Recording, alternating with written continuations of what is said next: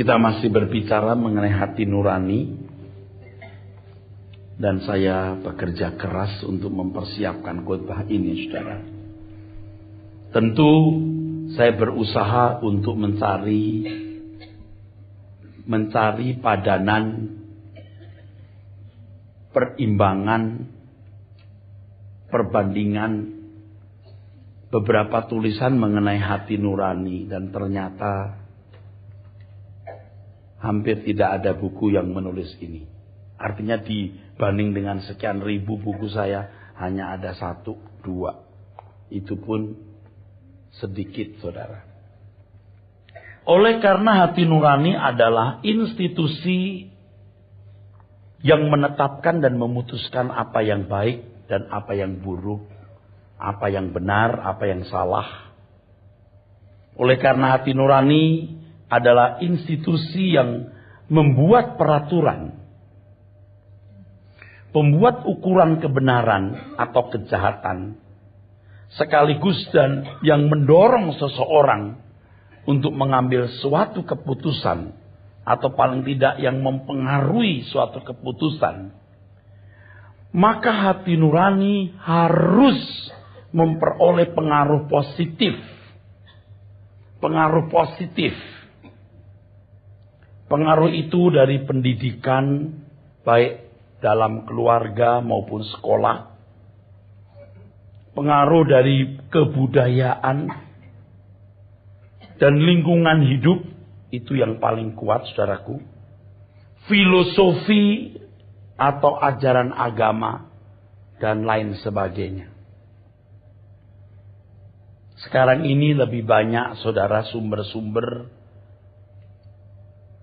yang mempengaruhi pembentukan atau pembangunan hati nurani.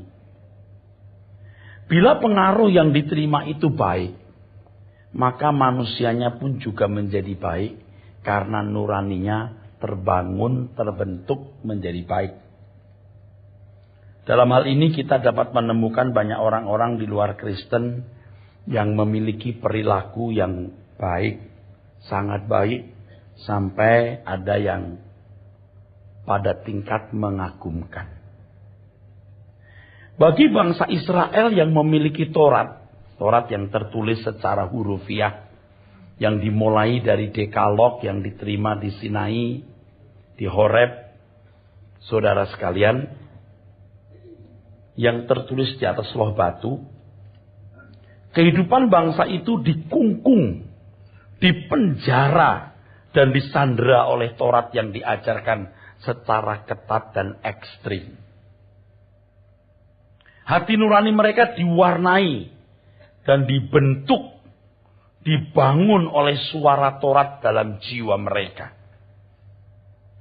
Mereka menjadi manusia Taurat dalam seluruh pikiran, kesadaran, dan kehidupan ini, saudara.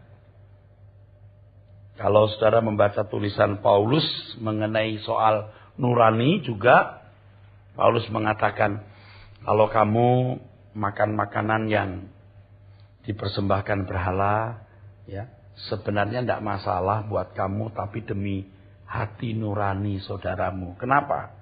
Sebab orang-orang Yahudi, saudaraku, ya, sangat fanatis dalam hal ini. Makanan yang berbau daging dan segala jenis makanan yang dianggap haram, itu bisa mengganggu hati nurani. Karena hati nurani mereka telah terbentuk, diwarnai, dibangun oleh Taurat. Ya. Jangankan makan makanannya, pakai piring atau alas bekas makanan haram pun mereka jauhi. Ya. Nah, saudaraku sekalian, jika ada orang Yahudi yang dengan setia mengikut Taurat yang tertulis, maka mereka memiliki hati nurani yang baik. Sebab Taurat adalah rohani. Begitu ditulis di dalam kitab Roma. Hanya ternyata memang tidak ada yang bisa melakukan hukum Taurat dengan sempurna. Sebab 10 hukum, 1 dilanggar berarti melanggar yang lain. Namun demikian kita jangan lupa Tuhan menyediakan solusinya, yaitu darah domba sebagai antisipasinya. Ya. Dengan demikian, saudara, kita harus membuka mata dan menghargai kehidupan bangsa itu, ya, yang nurani mereka ditulis oleh Taurat, dan mereka akan diyakini sesuai dengan Taurat yang tertulis secara harafiah. Bagi bangsa non-Yahudi, memang mereka tidak memiliki Taurat yang tertulis secara harafiah. Tetapi firman Tuhan katakan bahwa mereka memiliki Taurat yang tertulis di dalam hati mereka.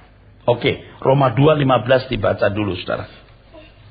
Mengapa saya mengutip kehidupan bangsa Israel, ya, yang nuraninya dibangun oleh Taurat, ya, dan bangsa non-Yahudi, non-Israel, yang memang juga memiliki Taurat yang tertulis di dalam hati mereka. Mengapa? Sebab ini sebagai perbandingan dengan kita, ya, orang percaya. Bagaimana dengan kita? Nah, itu begitu. Silakan. Sebab dengan itu mereka menunjukkan bahwa isi hukum Taurat ada tertulis di dalam hati mereka, dan suara hati mereka turut bersaksi, dan pikiran mereka saling menuduh atau saling membela. Oke. Di situ ada kata hati, beda dengan suara hati atau berbeda dengan hati nurani, ya, beda. Oke. Kalau hati di situ kardia, hati nurani sunaidesis. Nah, etimologi untuk hati nurani sudah saya bahas di pertemuan pertama. Kalau saya balik lagi saya bisa tidak maju-maju, saudara, ya. Oke. Taurat yang tertulis di dalam hati mereka adalah hukum yang mereka warisi melalui budaya, hukum adat, dan warisan filosofi yang mereka dengar dari nenek moyang mereka. Bangsa-bangsa di dunia ini pada umumnya menerima pewarisan hukum atau budaya dan adat mengenai apa yang baik dan jahat dari nenek moyang. Nenek moyang mereka tentu juga telah mewarisi dari pendahulunya. Jika mereka menanggapi hukum itu dengan benar, maka lahirlah manusia-manusia beradab yang melakukan hukum yang mirip dengan Taurat. Jadi di dunia ini banyak bangsa-bangsa yang memiliki perilaku etika yang baik. Tapi juga ada bangsa-bangsa yang perilakunya jauh dari standar kebaikan yang dimiliki oleh bangsa-bangsa yang beradab itu, saudara, ya. Nah, jadi kita melihat ada orang-orang, ya, yang mewarisi hukum, peraturan, dan itu semua memiliki unsur yang sama dengan Taurat, dengan Dekalog. Di mana-mana, ya, orang tua harus dihormati. Betul nggak, saudara? Tidak boleh membunuh. Betul? Kalau ada bangsa yang, ya ada juga sih bangsa yang membunuh bagi mereka bukan satu kesalahan.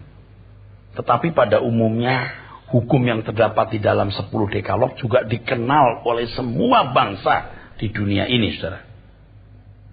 Ya, bangsa-bangsa di dunia ini pada umumnya menerima warisan hukum atau budaya dan adat mengenai apa yang baik dan jahat dari nenek moyang mereka. Nenek moyang mereka tentu telah mewarisi dari pendahulunya. Jika mereka menanggapi hukum itu dengan benar, maka lahirlah manusia-manusia beradab yang melakukan hukum yang mirip Taurat tersebut. Itulah Taurat yang tertulis di dalam hati. Bila seseorang meresponi hukum itu dengan baik, bukan tidak mungkin mereka juga diperkenankan masuk dunia akan datang. Dihakimi menurut perbuatan. Kalau di Wahyu pasal 20, banyak kitab-kitab yang dibuka dan setiap orang akan dihakimi menurut hukum yang terdapat dalam kitab-kitab itu.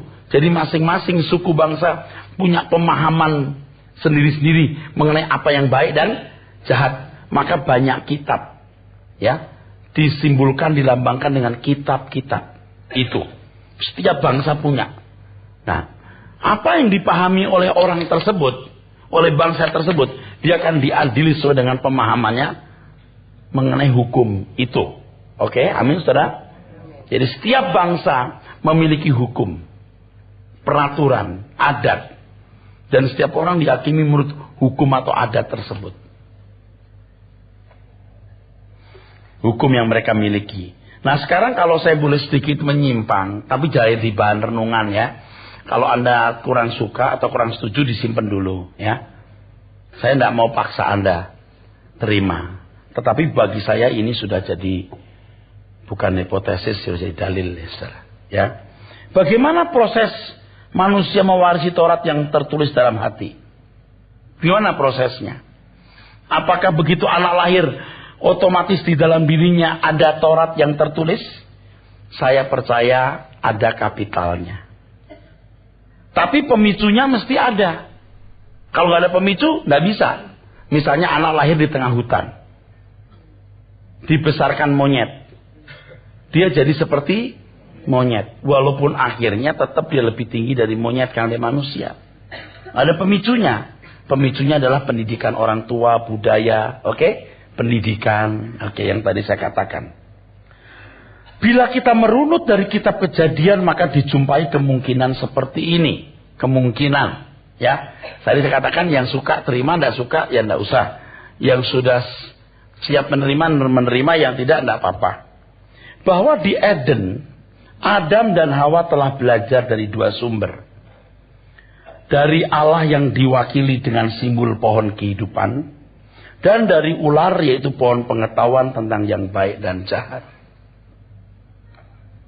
Kita kan bukan anak-anak sekolah minggu lagi dong. Yang memahami cerita kitab Kejadian cuman makan buah terus matanya terbuka. Itu mistik dan rasanya tidak begitu instannya ya. Tapi kalau masih mau ke kelas sekolah minggu ya tidak apa-apa ya. Dan saya sudah bicara berulang-ulang soal ini. Jadi kalau saudara tidak paham CD-nya di luar, Anda akan menemukan penjelasan ini. Jadi ada pohon yang dimakan buahnya dan biji-bijian yang dimakan untuk fisik. Sedangkan pohon kehidupan dan pohon pengetahuan tentang yang baik dan jahat itu makanan jiwa. Tentu dalam hati Adam telah tertulis Taurat yang diajarkan Tuhan. Ia menyerap hal-hal yang dari Tuhan, tapi juga menyerap hal-hal yang datang dari iblis, yang diwakili pohon kehidupan dan ular itu. Hanya ternyata Adam tidak menyerap kebenaran sebagaimana mestinya. Sebab manusia pertama juga menyerap apa yang dilarang Tuhan untuk dikonsumsi. Sampai tingkat manusia tidak mampu lagi mencapai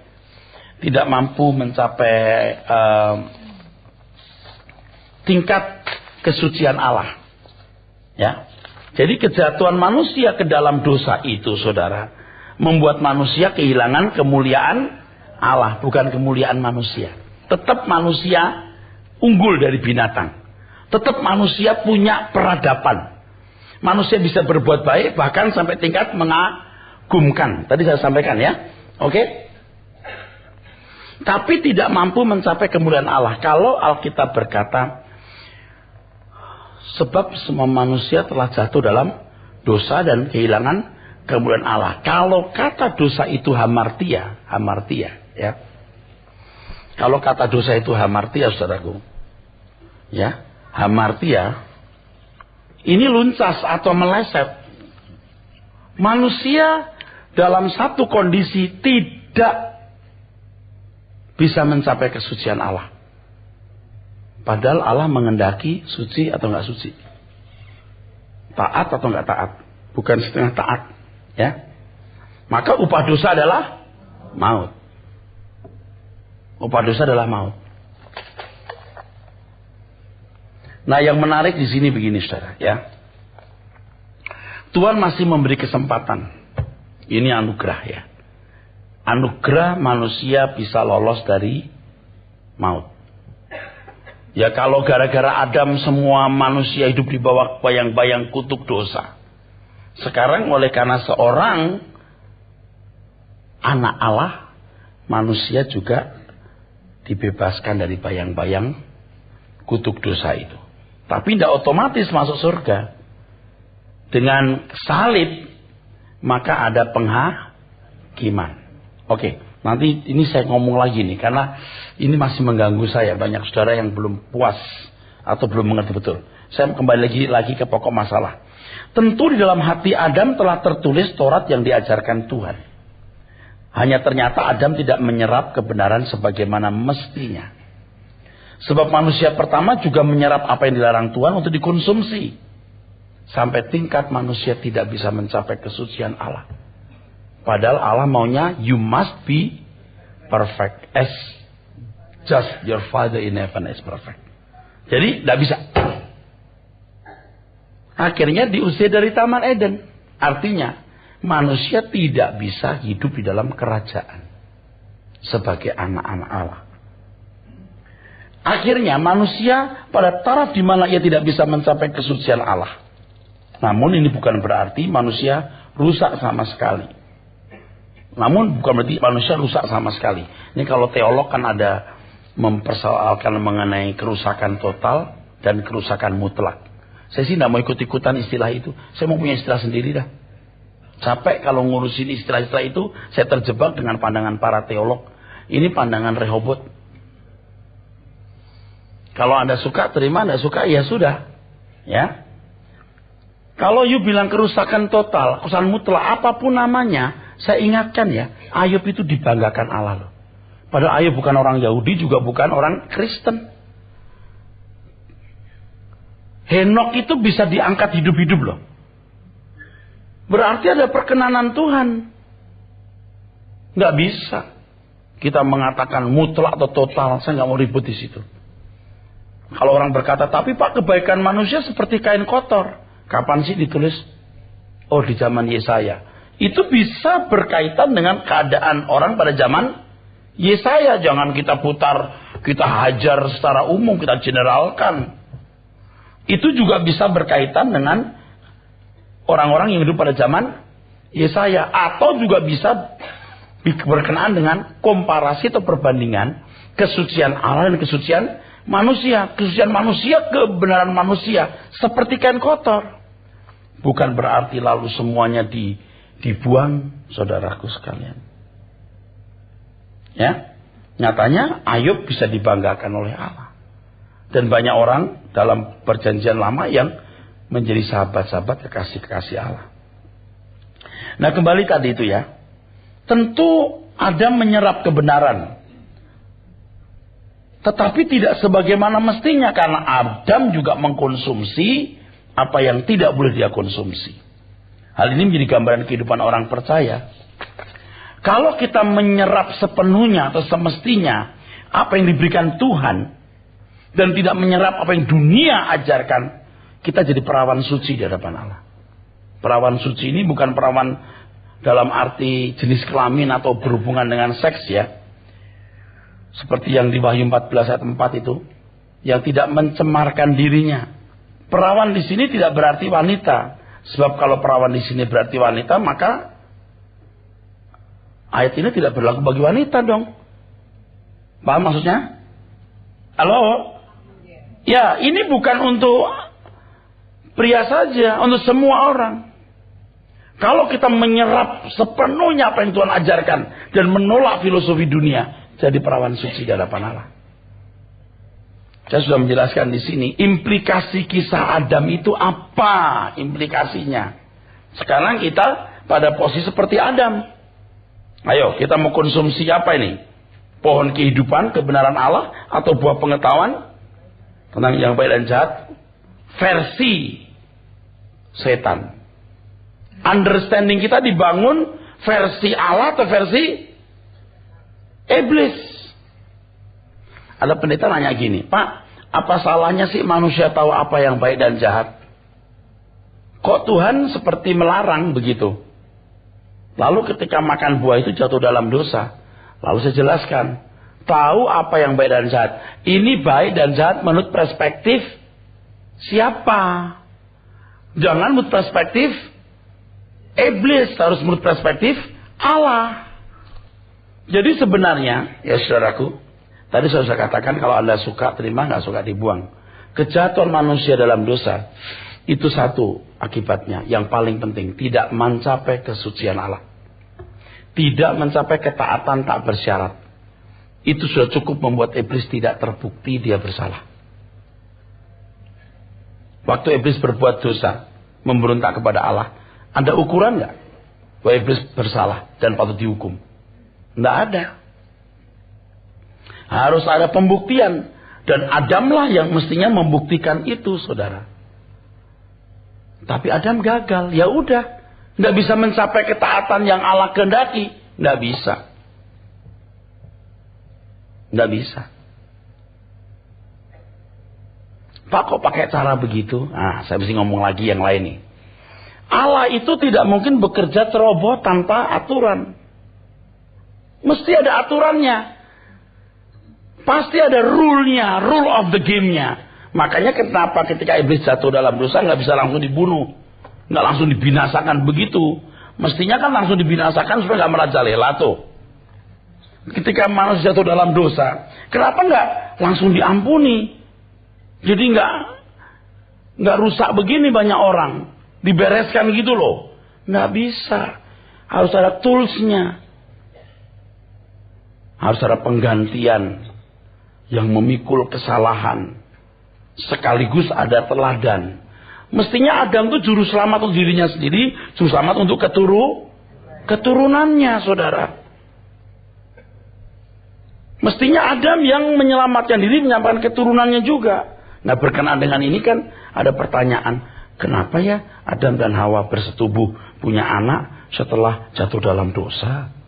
Kan mandat prokreasi, berkembang biak diberikan Tuhan sebelum manusia jatuh dalam dosa. Nggak ada jawaban yang bisa diberikan. Yang paling logis adalah karena Adam harus mengalahkan iblis dulu. Iblis kalah, Adam bisa beranak cucu, nggak membahayakan anak cucunya. Emang dia itu juru selamat mestinya. Mestinya Adam yang bisa berkata segala kuasa di surga di bumi dalam tanganku.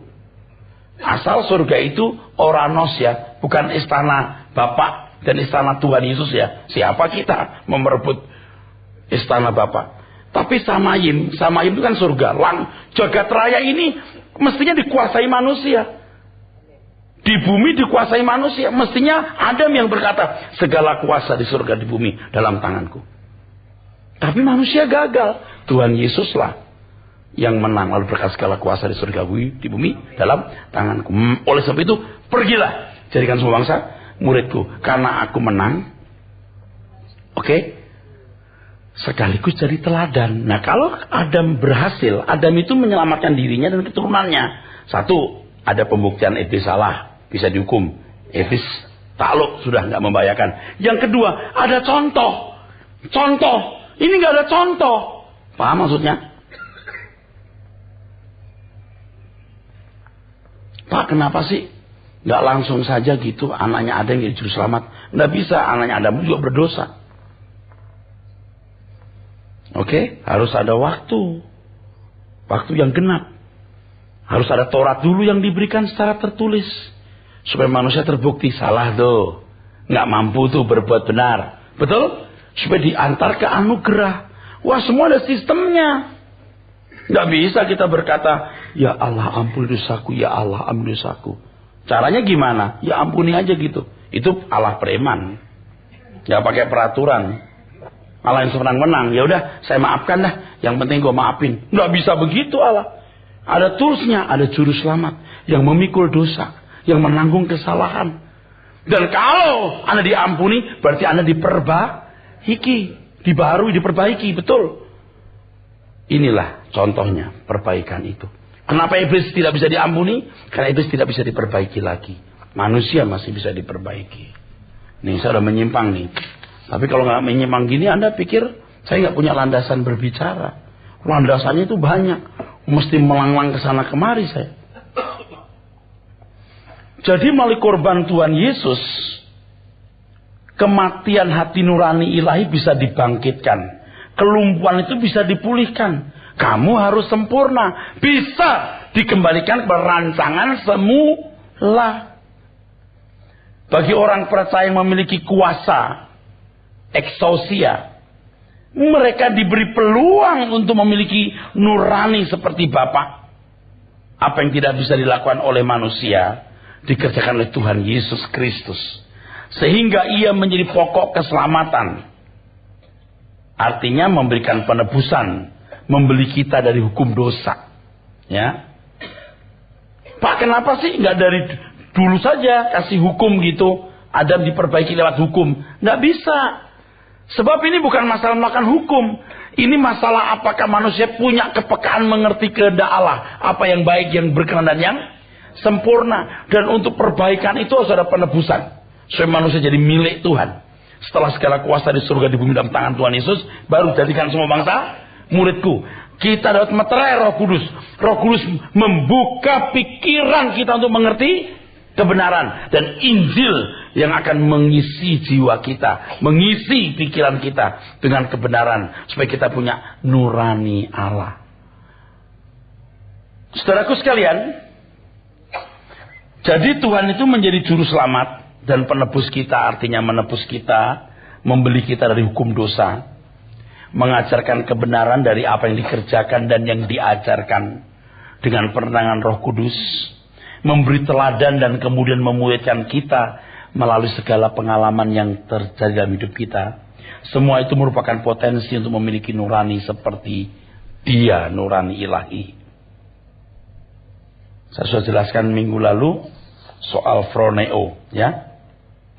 Kamu harus punya pikiran, perasaan Kristus. Sekarang saya mau mulai bicara hal yang agak rumit. Hati nurani ada di antara jiwa dan roh manusia. Nah, ini rumit. Saya sudah pusing untuk membuat kalimat. Maksudnya bahwa hati nurani menjembatani antara apa yang disimpulkan oleh jiwa dari apa yang diserapnya untuk mewarnai roh. Kualitas hati nurani sangat ditentukan oleh apa yang diserap oleh jiwa. Dalam jiwa ada pikiran, perasaan, dan kehendak. Oke. Mudah-mudahan ini bisa menolong. Ya, begini saudara. Sekarang matanya di sini ya. Telinganya di sini. Oke, saya baca dulu deskripsi kalimatnya walaupun agak rumit. Hati nurani ada di antara jiwa dan roh manusia. Maksudnya bahwa hati nurani menjembatani antara apa yang disimpulkan oleh jiwa dari apa yang diserapnya untuk mewarnai roh. Kualitas hati nurani sangat ditentukan oleh apa yang diserap oleh jiwa. Dalam jiwa ada pikiran, perasaan, dan kehendak. Dalam level tertentu, hati nurani akan mewarnai roh dan mengkristal menjadi pribadi yang bersifat permanen. Bisa jadi, nah, kalau saya bilang bisa jadi, saya tidak memaksa Anda menerima apa yang saya katakan. Bisa jadi hati nurani inilah yang menjadi sosok permanen seseorang atau diri manusia itu.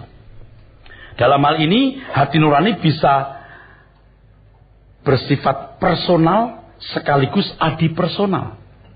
Bersifat personal artinya selalu berkaitan erat dengan pribadi yang bersangkutan. Bersifat adipersonal artinya hati nurani seolah-olah melebihi pribadi orang itu. Seolah ada instansi di atas manusia itu. Menerangi kita dan memberi kesadaran seolah di atas kita. Itu adipersonal. Mengapa demikian? Sebab hati nurani ada di perbatasan antara roh dan jiwa. Hati nurani seolah-olah bagian dari diri kita. Tapi di lain pihak seolah-olah ada di atas kita. Inilah yang dimaksud dengan personal dan adipersonal. Oke. Kalimatnya rumit-rumit ya. Tapi ini nanti jadi bahan majalah berikutnya lagi. Ya. Ketika mendengar firman, saya tuh mikir terus bagaimana menjelaskan ini. Nanti saya menjelaskan pakai angle yang lain. Ini Injil ya. Ini Injil ya. Amin. Oke. Masuk. Ini masuk di jiwa. Masuk di jiwa. Tadi saya katakan satu kalimat di sini. Dalam level tertentu, hati nurani akan mewarnai roh dan mengkristal menjadi pribadi yang bersifat permanen. Bisa jadi hati nurani inilah yang menjadi sosok permanen seseorang atau diri manusia itu. Ya. Hati nurani ada di antara jiwa dan roh manusia. Maksudnya bahwa hati nurani menjembatani apa yang disimpulkan oleh jiwa. Nah, apa yang disimpulkan oleh jiwa. Jadi saudara sekalian, roh ini unsur kehidupan, jiwa unsur kesadaran. Mesti diingat terus itu. Ya. Ini unsur ilahi. Kalau yang masuk ilahi.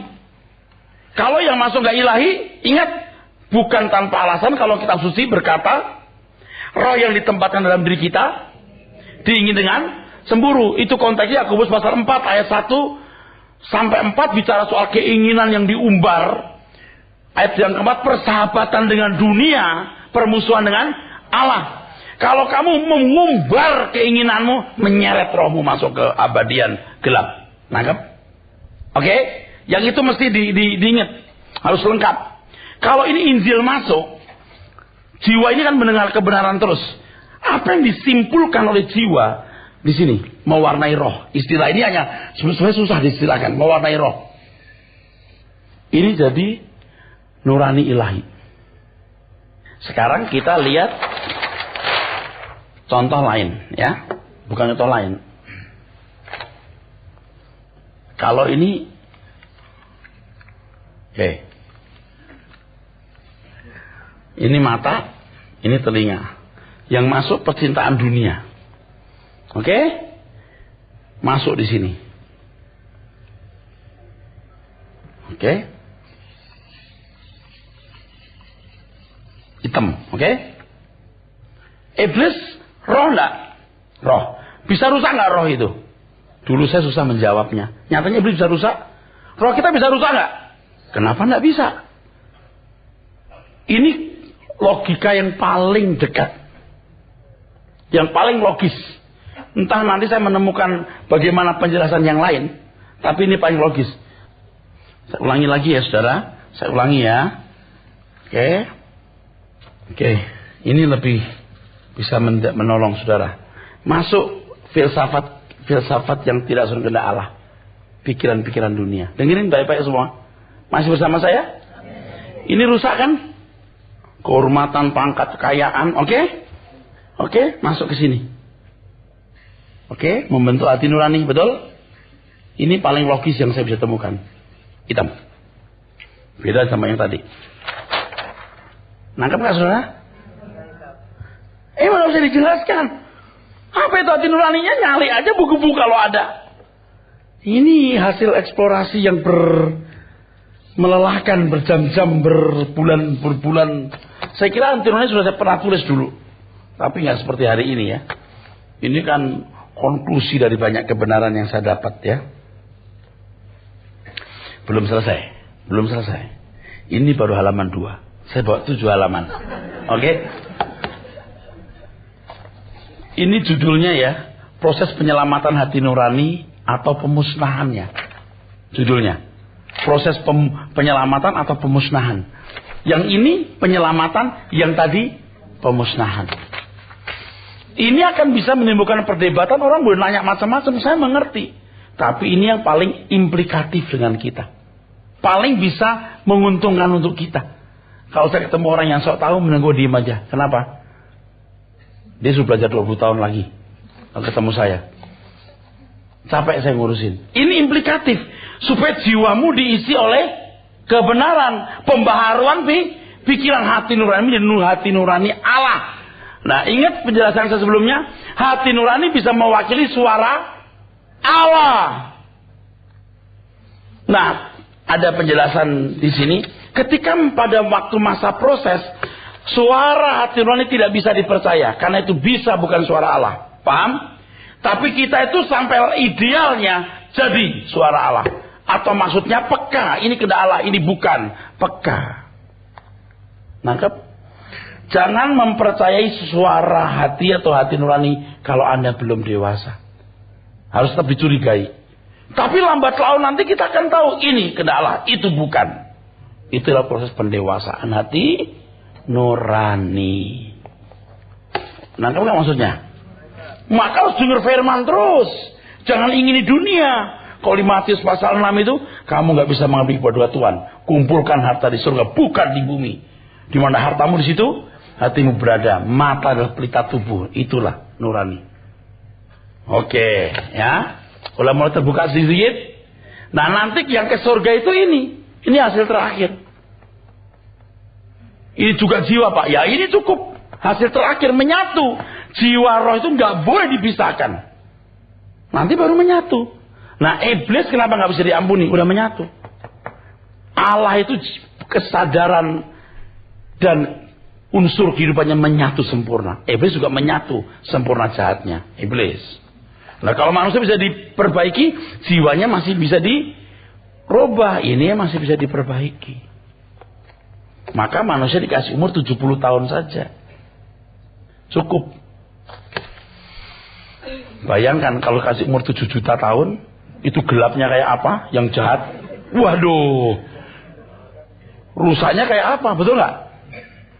Menderita lagi. Belum kena penyakit, belum apa, jahat lagi.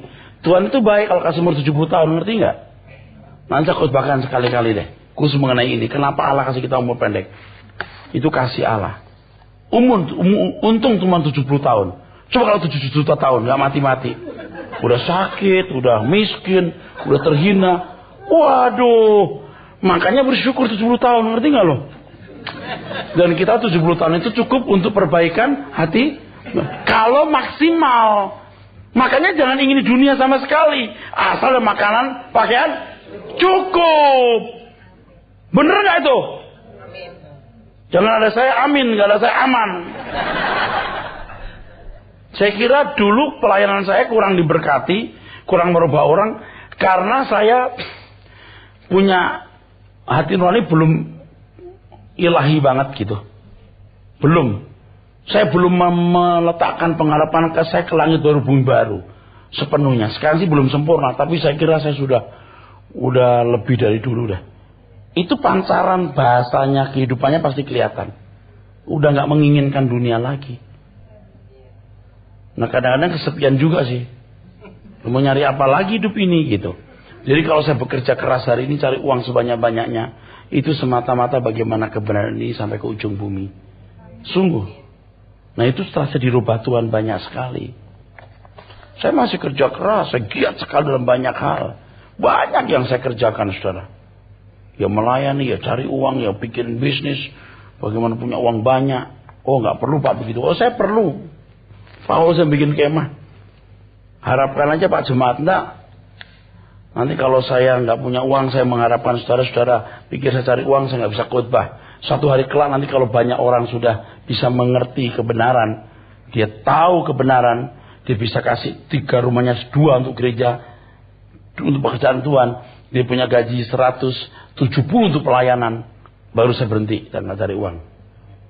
Kalau sekarang butuh banyak. Anda masih pelit-pelit. Jangan dipikir sama cari duit ya. Anda nggak usah kasih duit, nggak apa-apa.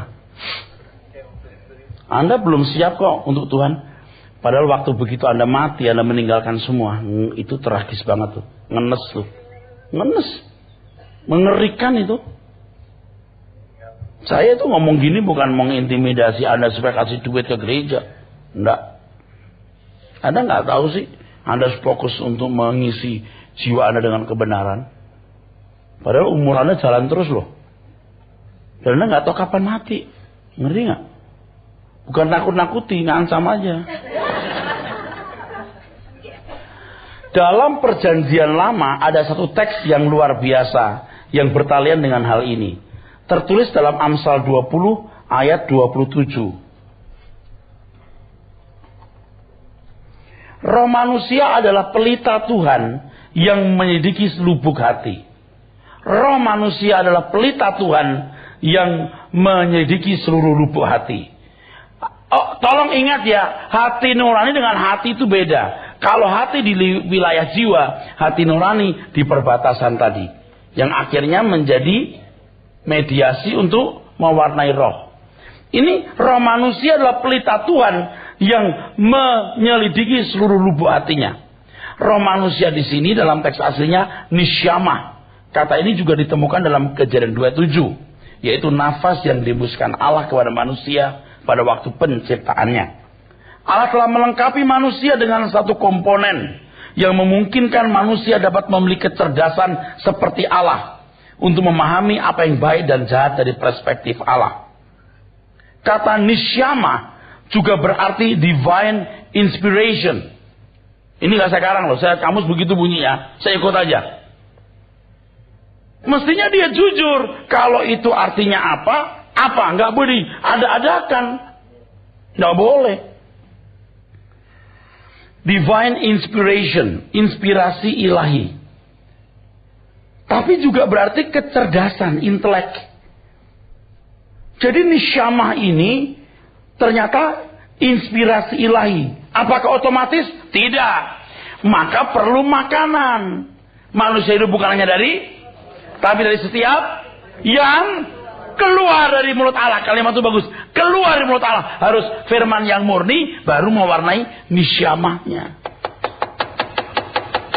Ini pelita Tuhan gak otomatis. Jadi pelita Tuhan itu gak otomatis. Dia harus diisi oleh firman. Amin. Tolong belajar. Amin. Dan di antara saudara-saudara saya harapkan jadi pembicara nanti. Nggak peduli Anda sekolah Alkitab atau tidak. Belajar, dan belajar. Kalau cuma saya dan TPP yang memberitakan kebenaran, nggak akan nyampe ke ujung-ujung bumi, saudara. Makanya sehat. Yang pertama suci. 2, sehat. 3, cerdas berhikmat. 4, jangan punya kesulitan ekonomi. Jangan punya kesulitan keuangan. Oke? Kelima, berani mati.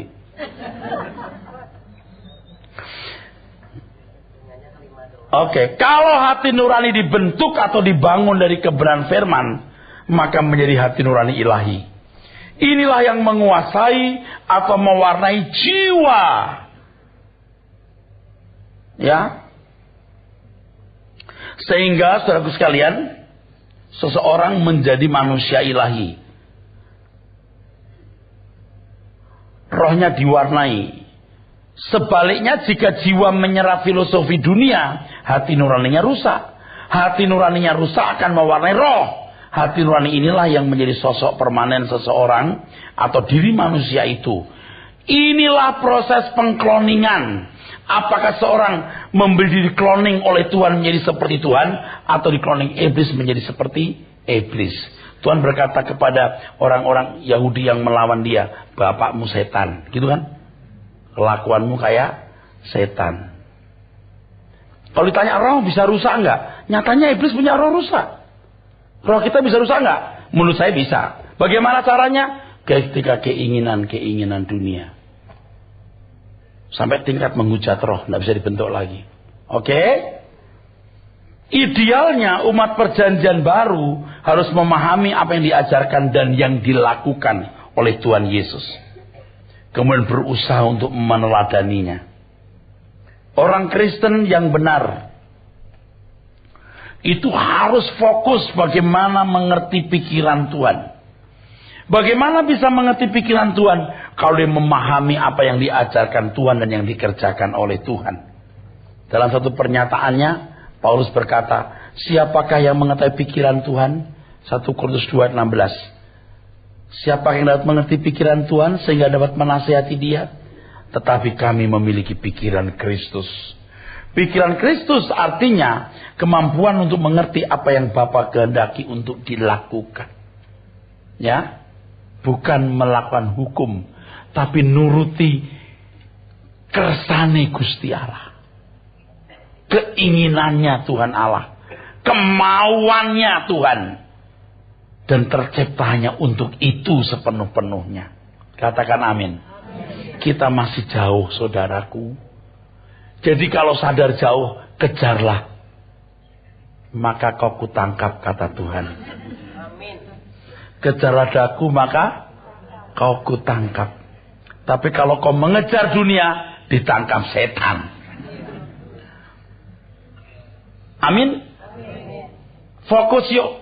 Ini gak akan mengurangi kinerja Anda. Tidak. Mungkin Anda anggap saya lebay, tapi saya mau katakan kalau Anda cerdas firman Tuhan, Anda akan cerdas dalam bidang-bidang yang Anda geluti dalam hidup tiap hari. Buktikan itu. Firman yang benar loh ya. Orang yang cerdas dalam bidang-bidang hidupnya setiap hari di bidang hidupnya, belum tentu cerdas dalam roh. Tapi kalau orang cerdas dalam roh, dia akan cerdas dalam bisnis, cerdas dalam bidang-bidang yang digeluti. Percaya deh. Amin. Beda, nanti akan cerdas. Beda. Itulah sebabnya kita dikehendaki untuk memiliki pikiran dan perasaan Kristus. Dalam teks aslinya, phroneo, the mind, as the interior self, bagian pikiran yang terdalam. Hendaklah kamu memiliki pikiran perasaan Kristus, itu phroneo. Phroneo ini pikiran perasaan. Ini sejajar dengan kata sunaidesis menurut yang saya pahami. Itu pikiran perasaan Kristus, gabungan pikiran perasaan Kristus yang memberikan, kalau Inggris diterjemahkan attitude, sikap. Sikap kita itu dibangun dari nurani. Jadi phroneo nggak berlebihan, sejajar dengan kata sunaidesis. Hati nurani inilah yang dimaksud Tuhan Yesus dengan mata. Tuhan tegaskan bahwa mata adalah pelita tubuh. Jika matamu baik, teranglah seluruh tubuhmu. Jika matamu gelap, gelaplah seluruh tubuhmu. Jadi jika terang yang ada padamu gelap, betapa gelapnya kegelapan itu. Dari pernyataan ini jelas, kalau hati nurani seorang sudah tidak diisi dengan kebenaran, maka gelaplah kehidupan orang tersebut.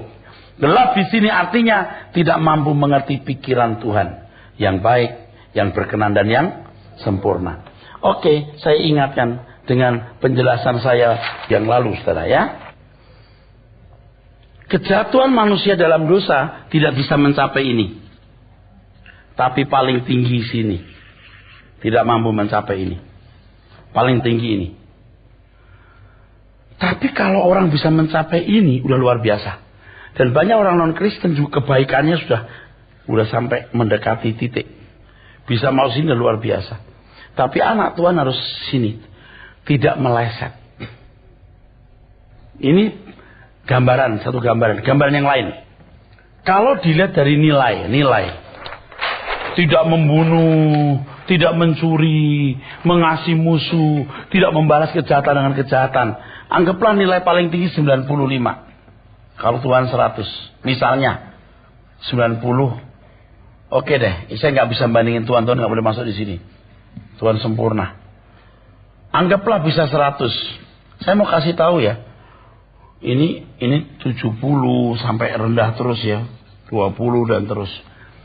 Orang dunia bisa mengasihi musuh. Bisa. Dibunuh masih.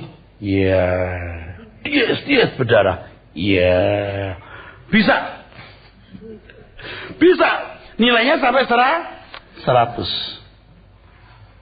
Tapi jadi kaku. Karena dia berdasarkan hukum. Mengasihi musuh. Tidak boleh balas kejahatan, gitu kan?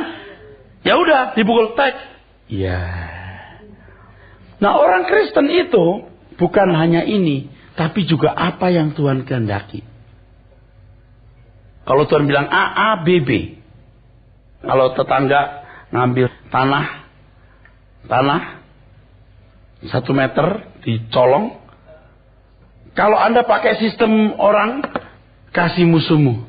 Bu, ambil aja bu. Kalau bu 2 meter sekalian. Anak Tuhan enggak. Tuhan bisa berkata gini, serahkan 1 meter. Mungkin enggak.